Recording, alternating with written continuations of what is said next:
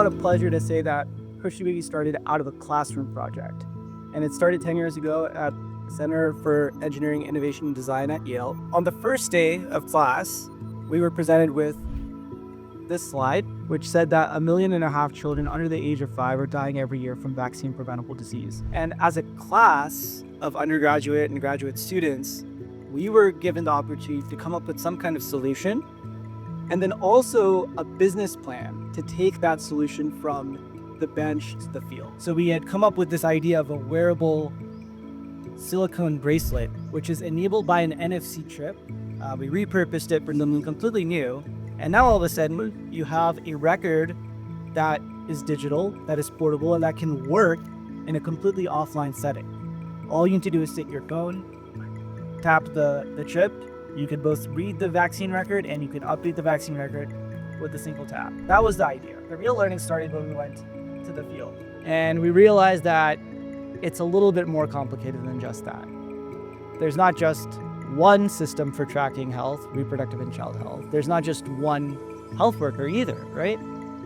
There are all these different departments that have their different systems in place that don't necessarily talk to each other. And in order for us to work at the state, we also need to understand what are their pain points. This is now back 2016. So we realized very quickly that the government is the one that's actually delivering healthcare to 900 plus million people in rural India, 20 million plus mothers annually. So we have to develop the system that works for them if we want it to actually scale. Our first approach and kind of foray into trying to solve this problem came during COVID. So in the course of 2 months, we completely redesigned our app, which was initially focused on maternal and child health, for something that had to be a lot more scalable, that could work on any mobile device, that was not dependent on the fact that you have a digital NFC pendant or a biometric enabled tab. So it was a big learning experience for us, not just from a digital solutions perspective, but also from an implementation perspective. How do you train 60,000 health workers at the same time? How do you set up a help desk for support when the app has bugs and crashes or people have questions? How do you process that data and communicate it back in a way that people can monitor in real time and take realistic actions? How does this relate to what you'll see today? We're trying to take 800 indicators across all these different health programs and put them into one interface, not 10 different apps for the different health providers. We want this to be available for ASHAs, nurses, and medical officers in a longitudinal continuum. Beyond just the data collection tool, the next piece is how we're going to analyze this data. How are we going to process this data? So we have, a real-time integrated action-oriented dashboard for health officials. And this enables the second kind of thrust of our work, which is health system strengthening.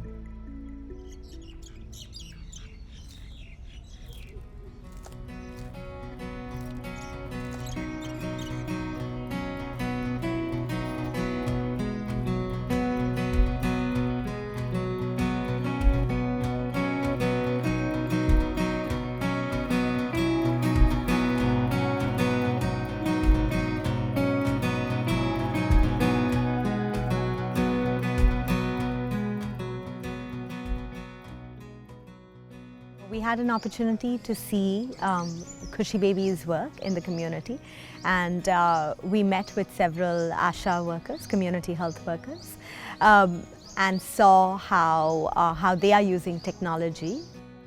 So we saw on one hand that the ASHA see the value of digital tools, and they see the value of having accountability and access to knowledge and access to information at their fingertips.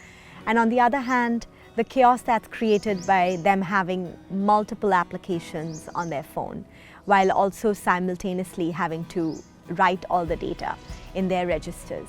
So when we think about their workload, it hasn't decreased, even though they see the value in certain newer and more innovative approaches that are part of their ecosystem. Tech cannot solve for intent. Intent for change has to be there. While we're tech first as funders, I think the goal is always to use tech as an enabler and know that it cannot solve all of the problems, but recognizing what it can solve and using it to plug that in. It's a great a moment for us to sort of go to the field, sit with the ASHA workers for around 2 hours and talk to them about what are their issues, what are their problems. It's such a bottom to top exercise. We are actually listening to our health workers. At the core of everything that is being done, the intention is that we are doing it for them. It should make their lives easier. They should find more happiness in what they are doing, and therefore the people that they are serving would also be benefited. When we've set that intention for the conference, that sets our way for the health equity and the health indicators that we have to, because we do it through the community health workers. What they have done 2-3 things is, if the field workers have adopted their application by saying that yes, we like it, we don't look upon it as an imposition, and it is helping us in our day-to-day work, I think that's a big achievement. Now, what happens subsequently is in the domain of the government, but Khushi Baby is showing that, well, if you want to do it, it can be done. When we talk of ASHA, she is using so many working station platforms. We would like to simplify things in whatever best way we can at a grassroots level, and think in what best way we can incorporate those type of facilities in various times to come. What goals we can achieve is definitely to be talked over when we reach home, talk to our experts and develop some sort of a program with the help of technical people like Khushi Baby and others to reach to our goal in a stipulated time. We're trying to build a better measurement tool, a tool that can study what works in the future. So it has a different level of looking at impact over time. And we can start to use CHIP as an impact measurement tool to generate new evidence. When it comes to new innovations and new things, right? We have a variety of different innovations that we're looking at, both at the individual level. We're trying to rank which future children will be malnourished using predictive modeling. We're using smartphone images to predict the hemoglobin level, and we actually have some good preliminary results. And we've developed a WhatsApp chatbot for ASHAs so that instead of having to wait for their nurse or the medical officer to answer their question, they can just ask WhatsApp and it has their guidelines already processed and it will respond to them in voice and in their local language. And finally, we're also looking at how voice and Gen AI powered solutions can actually make our digital platform work in the primary health center setting. It can contribute to a long-term record, and it can streamline the process for any individual to have that long-term record carry with them as they move through different points. My best moment was actually when an ASHA worker asking the voice chatbot Asha Saheli a question about a child sitting in front of them and getting the answer. That probably reduced the time that the ASHA worker would have spent in calling another person, getting the answer, translating that, and here that communal process of listening to an answer together showed me the power of AI, which is almost esoteric, and to see those deep architecture and touching the ground was very, very powerful. And what is really powerful is that the work that is going on and with the demos in the different booths is that different models are being really tuned. For example, the anemia prediction model is being trained in a tribal community. And this is what is really important, that the training corpus actually represents people who are largely unseen in our training data sets. This is going to be game-changing. This is going to be transformational.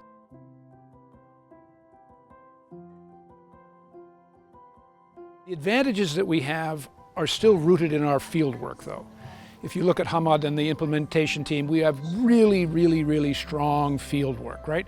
We're always going to be strong there, I think, if we're going to be successful. It's how do we build on that success without having to try to replicate it everywhere we go. And that's the exciting part about what Khushi Baby is doing now. What I'm really looking forward to is some of the work that they're planning in Maharashtra and as well as in Karnataka, and what learning can come out of that to be able to demonstrate the effectiveness or the efficiency or the process gains that can happen by leveraging digital. I think from a funding perspective, that's exciting for me because while we have been thinking about digitization and digitalization for a really long time, how does it actually help? I think we've now reached that stage where we start asking that question much more rigorously. So moving forward, how do we see ourselves looking ahead for the next 10 years? We've come to 10 years now. We've focused mostly 70% of our effort on building digital health solutions and 30% of our effort on health system strengthening. That's till date. We want to flip the equation. We're much more interested in doing the analytics, helping support the program. The tools now exist for collecting the data. We have some, ambitious impact targets for the next 5 years. We want to reach 100 million people, which is a big number, but more specifically, we want to identify 10 million people who have health vulnerability. 1 million people should have some level of referral care. So 1% of the people that we screen should at least get some type of referral care. Oftentimes it's very difficult for us to even track who gets referred, who completes the referral. Out of those 1 million people, about 10% of them, we should be able to show that there was some health outcome improvement because of the fact that they were referred. Of those, about 1% of those people should be case studies of lives being saved, near misses that were otherwise caught as a result of the overall screening efforts. And now, may I call upon our COO, Mohammed Shanwaz, to read out the Jadal Declaration, which basically outlines our shared vision to transform rural primary healthcare through inclusive, data-driven, and equitable digital solutions. With the Jadal Declaration, we aspire to distill the collective wisdom of the participants into a shared vision with actionable commitments that honor the voices of the last mile while forging pathways for sustainable and scalable impact. So the 5 pillars of our declaration are: Pillar 1, digital health development, recognizing the commitments to interoperability, user-centered design, and frameworks for digitization. Pillar 2, health system strengthening, recognizing the commitments to bilateral accountability, data for action, end-to-end tracking, and community health worker empowerment. Pillar 3, research and development, recognizing the commitments to evidence-based scaling, ethical AI use, and addressing emerging health threats. Intentional partnerships, recognizing the commitments to collaboration, public-private linkages, and unified goal alignment. Pillar 5, sustainability, recognizing the commitments to incentives for community health workers, building digital public infrastructure, and programmatic independence.